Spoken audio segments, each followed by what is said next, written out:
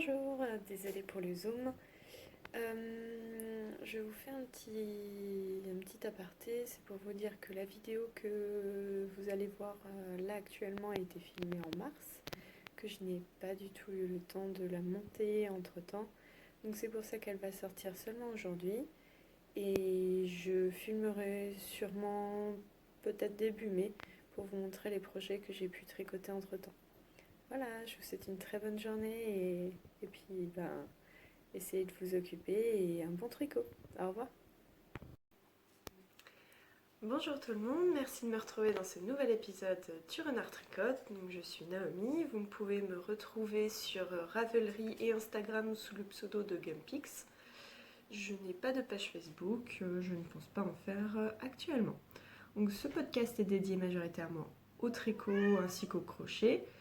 Il pourra y avoir éventuellement de la couture, mais je ne pense pas que ce soit quelque chose de régulier. Excusez, nous avons un petit invité qui demande de l'attention malgré qu'on lui en donne. Donc vous entendrez sûrement quelques petits miaulements par-ci par-là, que je ne peux malheureusement pas régler tout de suite. Voilà. Eh bien, on va commencer par donc les objets terminés. Donc j'en ai 4 à vous montrer. Donc on ne s'est pas vu depuis un mois. Donc actuellement c'est ça. Excusez-moi, les chaussettes ont été portées. Il faut que je les lave. J'ai juste pas trouvé le temps pour le moment. Donc le premier, ce sont les chaussettes My Butterbeer, donc de Virginia Sattler-Reimer. Donc ce sont des chaussettes avec un motif en torsade. Sur le dessus, donc ça c'est le dessous du pied, et sur la tige, donc vous avez le motif qui continue ici, et vous avez des côtes, c'était des côtes de 1 je crois. Oui, il me semble que c'était ça, c'était des côtes de 1 donc sur l'arrière, avec un talon renforcé. Donc la laine, c'est la laine du bruit des aiguilles, donc en coloris Look and Listen. J'ai utilisé 67 grammes pour des chaussettes qui m'arrivent, on va dire, un peu en dessous de la moitié du mollet. Ça équivaut à 268 mètres. Donc vraiment bien, il m'en reste un petit peu, donc je pense que je pourrais faire des talons, enfin les talons contrastants avec les pointes, etc. Que dire du patron? Donc très bien expliqué. Vous avez donc ce motif, c'est un motif qui se répète sur 8 rangs, qui a une charte. Donc, pas d'explication écrite du point, mais c'est quand même très très très clair, il n'y a pas de souci avec ça. Le reste des explications sont très claires. Le seul truc, c'est que j'ai fait les répétitions de motifs et j'ai attaqué directement la pointe en me disant, enfin en essayant, ça avait l'air d'aller. Et au final, j'aurais dû rajouter, je pense, peut-être 1 cm, voire peut-être 1,5 cm, histoire d'avoir un petit peu plus d'aisance sur la longueur du pied. Puisque les talons renforcés, c'est pas trop mon truc, mais le problème c'est que mon talon il arrive ici quoi. Donc la chaussette est tout le temps un peu en train de glisser, donc c'est pas super agréable. Mais à part ça, donc c'était la première fois que je passais en aiguille 2,25 et j'ai bien fait. 64 mailles en 2,5, c'est trop large pour mon pied, donc je pense que je ne ferai mes chaussettes que en 2,25. Ce qui sera vraiment l'idéal niveau circonférence. Voilà, après il faut que je calcule la longueur idéale, mais je pense par contre que si je refais des chaussettes, ce sera avec un talon avec des rangs raccourcis et pas le renforcé. Voilà, donc c'était ma paire de chaussettes que j'ai commencé début janvier et que j'ai terminé début février. Voilà. Ensuite, donc, nous avons un test-knit que je ne peux pas vous montrer intégralement, donc je vais juste vous montrer une des manches. Donc la laine, c'est de la fil diamant, de chez Fil d'Art. C'est un petit pull qui a été fait en taille 6 ans et en 3 mm. J'ai utilisé environ 102 grammes pour faire la totalité. Donc j'ai demandé à ma belle-sœur en fait de me donner la longueur de manche et de corps qu'elle voulait. Et donc c'était 30 cm en dessous des bras et de longueur de bras, donc parfait. Voilà, le modèle sera en manche 3/4 de ce que j'avais vu sur les explications. Donc voilà. Je peux au moins vous dire que c'est Cécile de Que font mes mains qui a designé ce pull. Donc c'est un pull enfant. Et oui, je le trouve très sympa avec un motif texturé dans le dos, dans le haut du dos. On va dire qu'on n'a pas l'habitude d'utiliser forcément. Et un petit détail sur le devant que je trouve très mignon.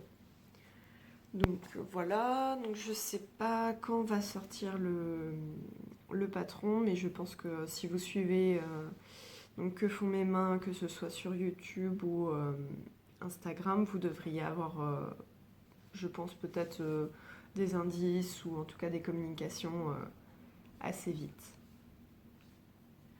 Ah, je reviens. Et bien voilà. Le troisième projet, donc c'est un petit bonnet pour bébé que j'ai fait pour une de mes collègues qui a accouché au mois d'octobre. Et ce que j'ai fait, c'est que je voulais expérimenter un projet avec énormément de torsades. Or, tous les projets que je vais vous présenter, il y a des torsades. Aujourd'hui, c'est l'explosion de torsades. Voilà, au moins vous êtes certain que chez moi, vous allez en trouver assez régulièrement.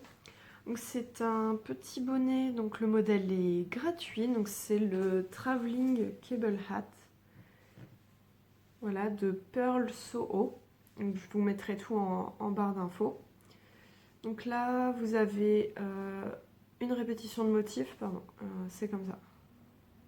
Pour la version bébé, donc c'est 3 répétitions du motif, et pour la version adulte, il me semble que ça doit être 4. C'est fait en 4 mm pour les côtes et en 4,5 pour les torsades. Je crois que j'ai changé mes aiguilles. Ouais, j'ai pas utilisé les aiguilles. Si. Pardon, on va y arriver. La laine, c'est de la Fonty, c'est de la Auberson. Elle est plus grosse que ce que préconise le patron, mais au final, j'arrive au même échantillon.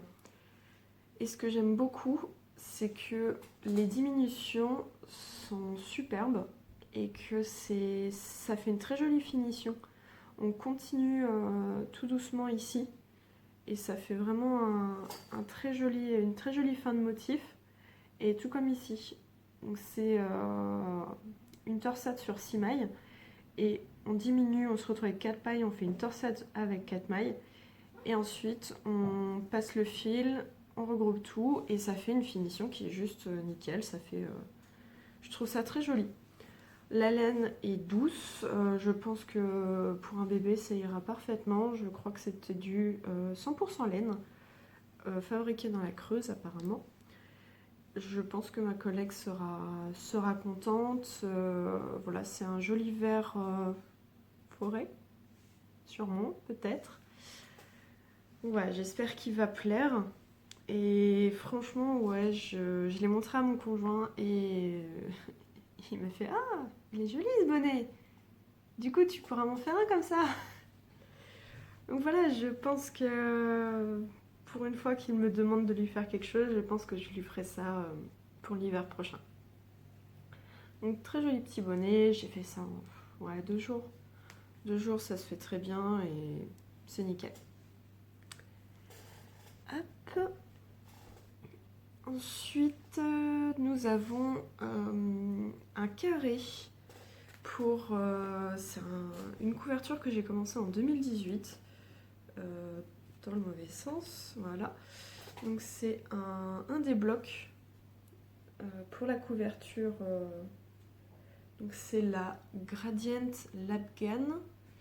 Donc c'est Cascade Yarn qui a fait ça. Donc c'est un designer par bloc. Il y a 12 blocs que l'on va venir assembler et on va ensuite faire une bordure au point mousse de chaque côté, enfin tout autour. Donc ça c'était le quatrième, donc dans de la Drops Népal en aiguille 5,5, ce qui me fait un carré d'environ plus ou moins 55 cm.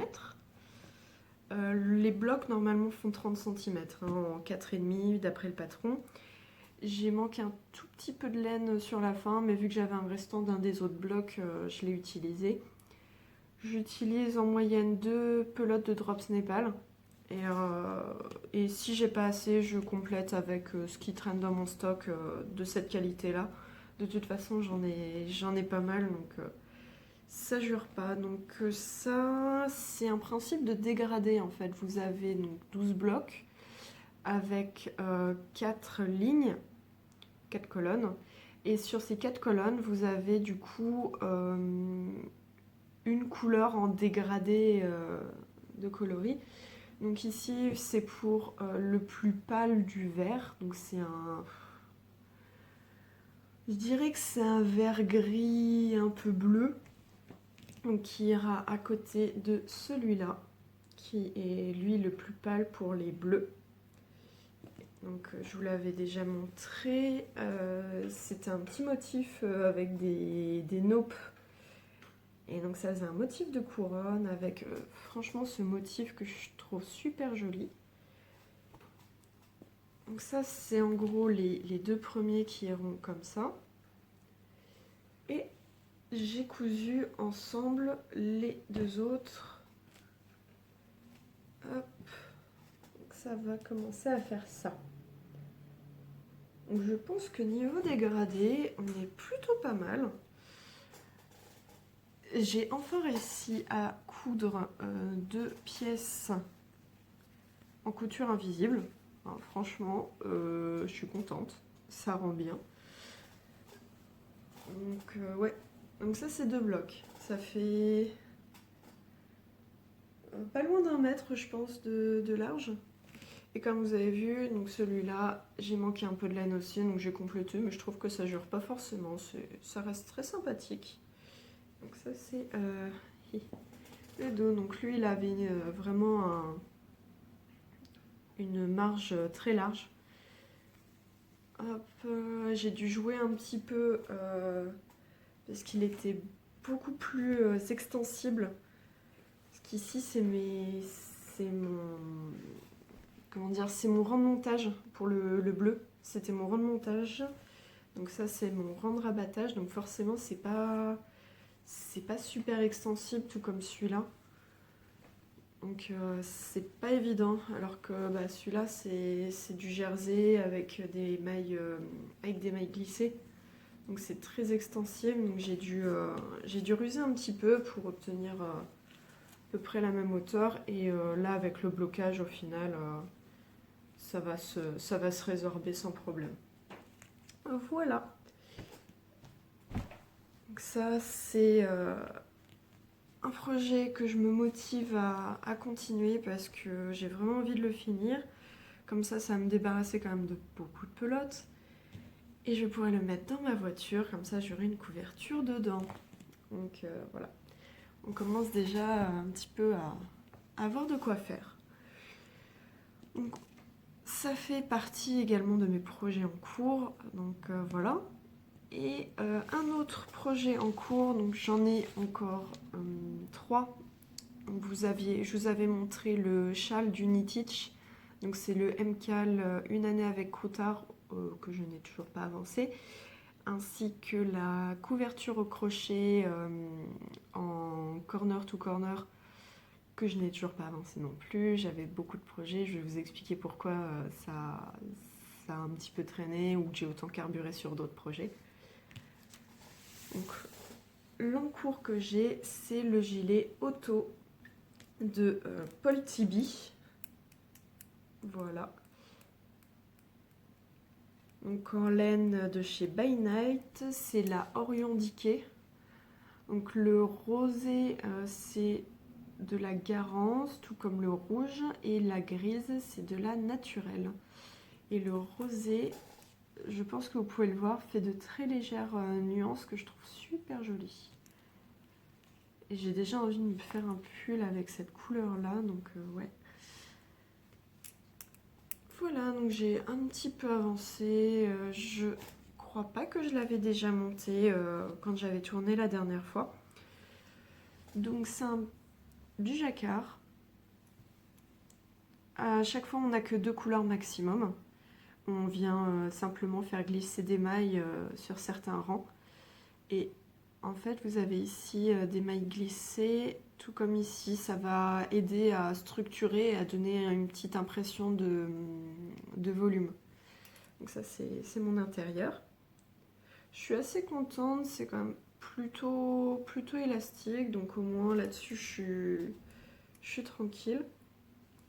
J'ai vraiment hâte qu'il soit fini et que je puisse le porter, puisque je l'ai essayé hier. J'étais juste en robe et en fait, ça, quand je l'ai mis, ça a fait un petit halo de chaleur juste là où c'était posé. Ça piquait pas, ça grattait pas. Elle peut avoir l'air rêche en fait au début, mais faut vraiment pas avoir peur. Elle est, enfin, personnellement, je la trouve quand même très douce. Euh, c'est clair que c'est pas de la soie ou du mérinos, mais franchement, c'est super agréable. Et ouais. Donc, je peux passer la tête. Par contre, je vais pas tirer parce que c'est pas assez. Mes câbles sont pas assez grands. Mais voilà, donc ici vous voyez le stick. Donc ça va faire un col châle. Je vais partir sur le motif col châle qui va être génial avec le bas arrondi. Donc ici vous avez voilà, différents. Vous avez la version gilet. Donc vous pouvez choisir soit un col châle, soit un col classique. Vous pouvez choisir que le bas il soit droit ou moi je vais prendre la version arrondie en bas. Et vous pouvez avoir exactement la même chose. Là c'est la version pull. La version pull. Donc ici on fait un rang de montage, on fait ça et on va reprendre pour faire le col. Ici on fait directement les côtes du col. Et on va faire le motif, etc. Et pareil, vous pouvez choisir si vous voulez un dos arrondi ou un dos droit, etc. Donc c'est très bien expliqué. Donc c'est en français également, puisque c'est une designeuse canadienne qui fait ça. Donc vous avez les explications en français ainsi qu'en anglais. Donc là-dessus, ouais, franchement ces designs, je les aime beaucoup. Elle a fait un pull qui s'appelle le Pumpkin Spice Latte, donc en hommage aux boissons chaudes, on va dire classiques du printemps, de l'automne et de l'hiver que j'adore. Donc je pense que je le ferai peut-être celui-là. Mais en tout cas, j'ai fait ma liste de projets donc, que je vous avais montré dans le dernier podcast. Je ne vais pas bouger, j'ai encore... donc quand j'aurai un projet qui va quitter mes aiguilles, donc je montrerai le bonnet Alaska. J'aurai également le Sturgill Sweater quand le auto sera terminé. Et comme ça, après, je pourrai enchaîner. J'ai déjà ma liste de préparés avec toutes les laines en stock. Donc au moins, ça c'est réglé, c'est déjà fait. Et je vais vous parler donc, du lainathlon ainsi que du stage sous contrôle. Donc ça se déroule sur Ravelry, donc le lainathlon donc, est terminé. C'était donc du 1er janvier au 1er mars. Vous fixiez un objectif de longueur que vous vouliez finir de tricoter, etc.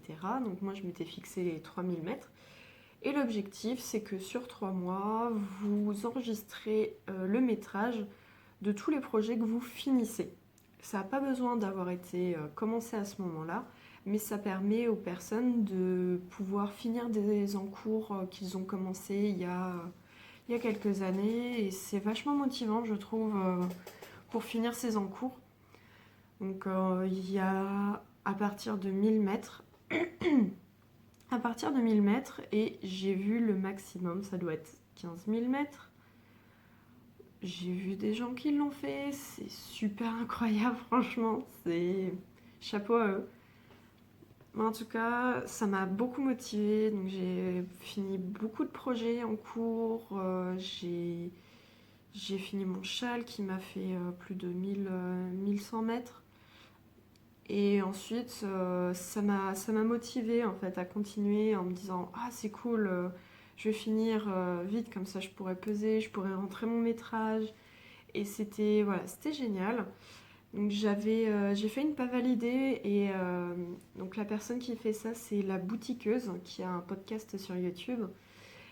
Et on pouvait rentrer du coup le métrage d'un encours non terminé pour aider. Donc j'ai rentré le métrage de mon pull auto.